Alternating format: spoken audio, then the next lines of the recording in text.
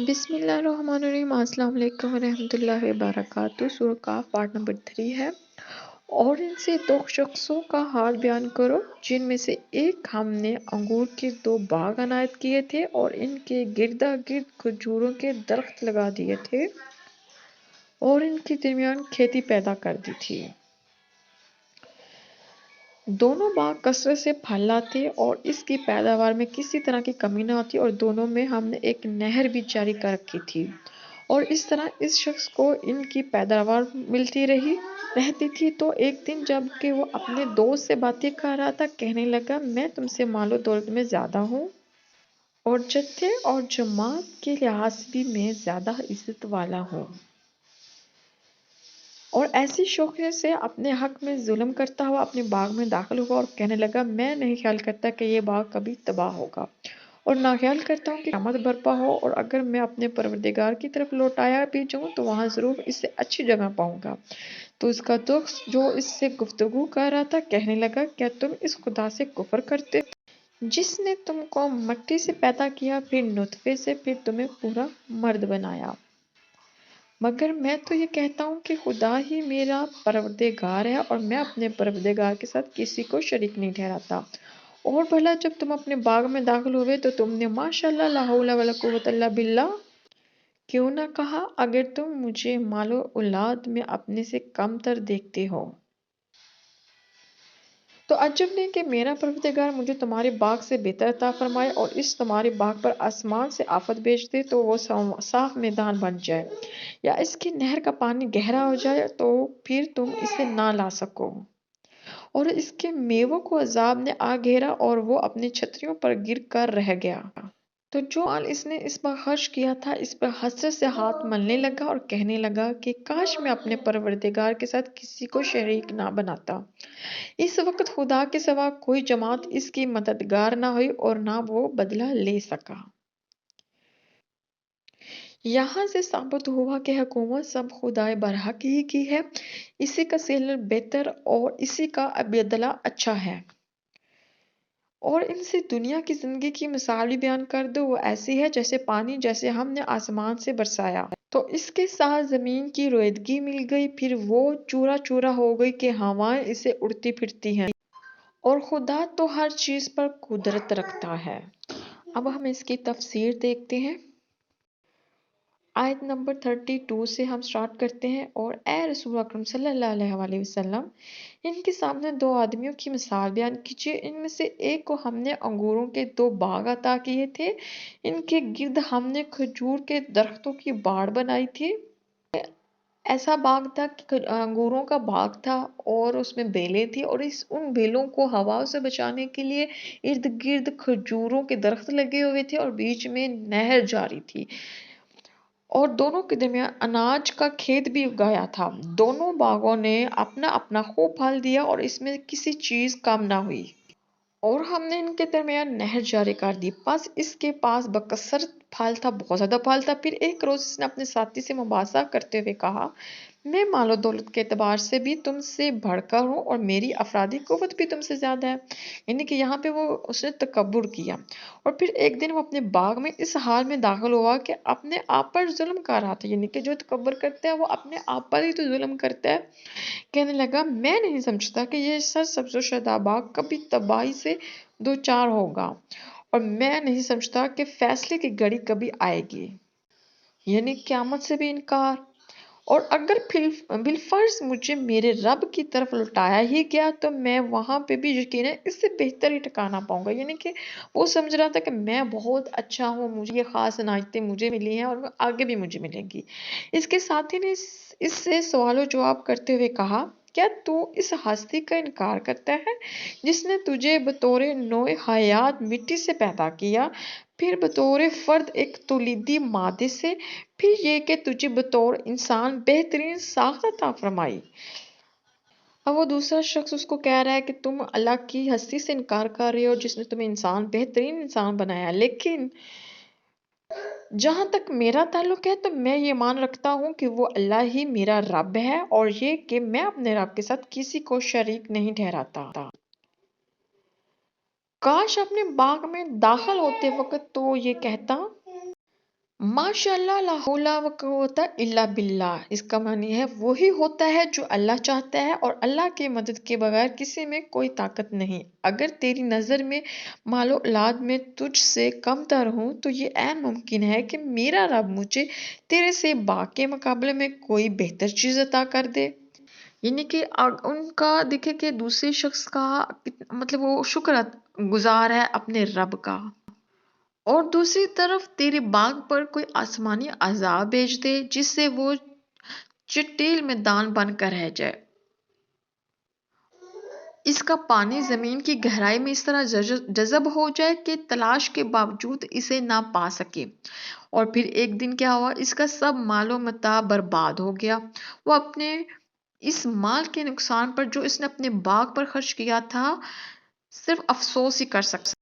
اور اب وہ باغ اپنے چھپیروں پر گرا پڑا تھا۔ کہ جب وہ انگوروں کی بیلوں کو ایسے مطلب سہارے سے اوپر لے کے جاتے ہیں تو ان چھپیروں کے اوپر وہ بیلیں گر چکی تھی۔ یہ یہاں پہ بیان کیا جا رہا ہے۔ وہ صرف حسرت سے کہتا، اے کاش میں نے کسی کو اپنے رب کا شریک نہ بنایا ہوتا۔ اور اس کا حال اب یہ تھا کہ نہ اس کے پاس کوئی جماعت رہی تھی جو اللہ کو چھوڑ کر اس کی مدد کرتی، اور نہ ہی وہ خود اس قابل تھا کہ اپنی مدد کرتا۔ یہاں سے ثابت ہو گیا کہ سارے اختیار کا مالک خدائے برحق ہے، وہی ہے سب سے بڑھ کر اجر دینے والا، اور اسی کے ہاتھ میں بہتر انجام ہے۔ مزید اس کی تفسیر اگر دیکھیں تو قرآن مجید کہ اپنے الفاظ میں یہ ایک مثال یا تمثیل ہے۔ تمثیل میں کسی حقیقت کو کرداروں کے ذریعے بیان کیا جاتا ہے، یعنی کہ ہم انسانوں کو اللہ نے سمجھانے کے لیے ایک کردار بنایا ہے، ٹھیک ہے۔ دو آدمی اصل میں دو نظام فکر یا ان سے مراد دو قسم کی مینٹلٹیز ہیں۔ ایک نظام فکر میں خدائے واحد لا شریک پر ایمان، احساس آخرت اور ہر حال میں اس کا شکر گزاری یعنی کہ اہمیت رکھتے ہیں، اور جبکہ دوسرا نظام فکر شرک، انکار آخرت، مادی اور دنیاوی اسباب و وسائل پر ناز، تکبر، گھمنڈ سے عبارت ہے۔ مزید یعنی کہ اگر دیکھیں کہ قرآن پاک اس کی ایک مثال بیان اس طرح کر رہا ہے کہ جیسے کہ دو باغ ہیں، درمیان میں ایک اناج کی کھیتی ہے، ارد گرد کھجوروں کا درخت لگے ہوئے ہیں۔ تو انہوں نے کہا کہ اگر ہم دیکھا جائے کہ یہ دو باغ دو قومیں تھی، ٹھیک ہے، عیسیٰ اور موسیٰ کی، لیکن انہوں نے اپنی نافرمانیوں کی وجہ سے اپنے وہ جو ان کو اللہ نے ایک نعمت عطا کی تھی ان کو ضائع کر دیا۔ اب وہ مزید جو ایک مسلمانوں کو ایک ان کو دیا گیا ہوا ہے، ان کو ایک جو کتاب ملی ہے اس کی نافرمانی کر چکے ہیں اور ضائع کر چکے ہیں وہ نعمت جو اللہ نے عطا کی تھی۔ تو قریش والوں سے کہا جا رہا ہے کہ ان کی باتوں پر کیوں آتے ہو، بلکہ ان سے بہتر باغ اب اہل اسلام کو ملنے والا ہے، بلکہ مل چکا ہے، تم آگے بڑھ کر اس کے لیے آمین کیوں نہیں بنتے۔ آیت نمبر 45 کا ہے، جہاں سے سٹارٹ اپ کریں گے، اور ان لوگوں کے سامنے دنیا کی زندگی کی حقیقت بیان کریں۔ اس کی مثال ایسی ہے جیسے ہم نے اوپر سے بارش کا پانی برسایا، واپس اس سے زمین کا سبزہ خوب گنجان ہو کر اگتا ہے، اور پھر کچھ ہی عرصے بعد سوکھ کر وہ ریزہ ریزہ ہو جاتا ہے، جسے ہوائیں اڑائے پھرتی ہیں، اور اللہ ہر شے پر قدرت رکھنے والا ہے۔ یہاں پہ انسان کی زندگی کی حقیقت بیان کی گئی ہے کہ ہماری کیا مطلب ہماری زندگی کیا ہے، اوقات کیا ہے، اور اتنا غرور تکبر کیوں کرنا کہ صرف اتنی سی زندگی ہے ہماری، اتنی سی جو اس آیت میں بیان کی گئی ہے۔ یعنی کہ بارش کا پانی برسا، زمین گنجان آباد ہوئی، اور کچھ ہی عرصے بعد وہ سوکھ کے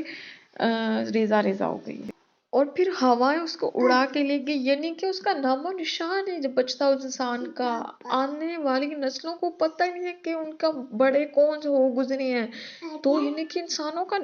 نام و نشان مٹ جاتا ہے، پتہ نہیں ہے کہ جس گھروں میں ہم آج آباد ہیں کل یہاں پہ کون رہ کے گیا ہے، یعنی کہ یہ ہم انسانیت کی حقیقت ہے، تو اس پہ کون سا تکبر ہے، کیا کس چیز کی نافرمانی ہے، ہمیں کسی بھی چیز کی نافرمانی نہیں کرنی، یہ قرآن پاک ہمیں بتا رہا ہے کہ اس چیز سے بچنا ہے، کیونکہ ہر چیز نے فنا ضرور ہونا ہے۔ اور آگے اللہ تعالیٰ فرما رہا ہے کہ تم یہ گمان کیے ہوئے تھے کہ ہم تمہارے لیے کوئی یوم موعود مقرر نہیں کریں گے، یعنی کہ حساب کتاب کا دن مقرر ہے، یہ جو دنیا میں بے حسی اور ظلمت کا بازار گرم ہے، یہ سن لے قرآن پاک میں اللہ فرما رہا ہے کہ یوم حساب ہے، اور اس دن ان کے سامنے اعمال کی کتاب رکھ دی جائے گی۔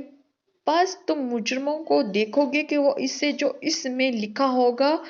لرزہ ہوں گے، اور وہ کہیں گے ہائے ہماری شامت، یہ عجیب کتاب ہے، اس نے احاطہ شمار میں لانے سے نہ کسی چھوٹی شے کو چھوڑا اور نہ کسی بڑی شے کو،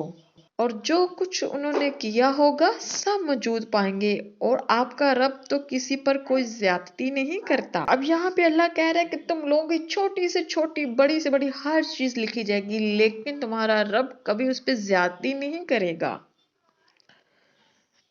جب دنیا کی زندگی ساری حقیقت بس اتنی سی ہے تو میرے خیال میں اپنے آپ کو مکمل طور پر اس کی نظر کر دینا کہیں بھی دانشمندی نہیں ہے۔ یہ مال اولاد، یہ سب چیزیں جس پہ انسان اتراتا ہے، دنیا ہی کی زندگی ہے۔ ایک دن آئے گا جب اللہ تعالیٰ پہاڑوں کو اپنی جگہ سے ہٹا دے گا، یعنی نابود کر دے گا، اور زمین بالکل عریاں اور واضح ہو کر سامنے آ جائے گی۔ یہاں ممکنہ طور پر پہاڑوں سے مراد طاقتور لوگ اور طبقہ اشرفیہ ہے، اور زمین سے عام لوگ مراد ہیں۔ گویا عام لوگ طاقتور لوگوں کے تسلط سے آزاد ہو جائیں گے۔ لوگ خدا کے قانون کے سامنے اس طرح پیش کیے جائیں گے کہ سب ایک ہی صف میں ہوں گے، کوئی امتیاز نہیں برتا جائے گا۔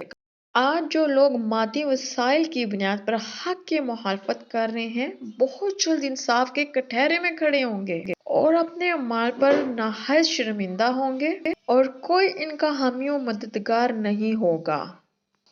ان کا یہ انجام ان کے اپنے اعمال کا نتیجہ ہوگا۔ اسلامی ریاست کی طرف سے ان پر ہرگز زیادتی نہیں کی جائے گی۔ یہ بات آج کے حکمرانوں کے لیے بہت ہی زیادہ فٹ ہے کہ کس طرح وہ عام لوگوں پہ ظلم و ستم کر رہے ہیں۔ ایک دن ضرور مقرر ہے جس کا چاہے وہ دل کر رہا ہے مار رہے ہیں، جو چاہے کرے، لیکن یہ دن آ کے ہی رہنا ہے۔ قرآن پاک کے اندر لکھ دیا گیا ہے کہ یہ دن ہے تو ہے، اب جو انکار منہ سے کر لو یا اپنے اعمال سے کر لو، اس کا فیصلہ انسان نے خود کرنا ہوتا ہے۔ اللہ حافظ۔ اللہ تعالیٰ سب کا حامی و ناصر ہے۔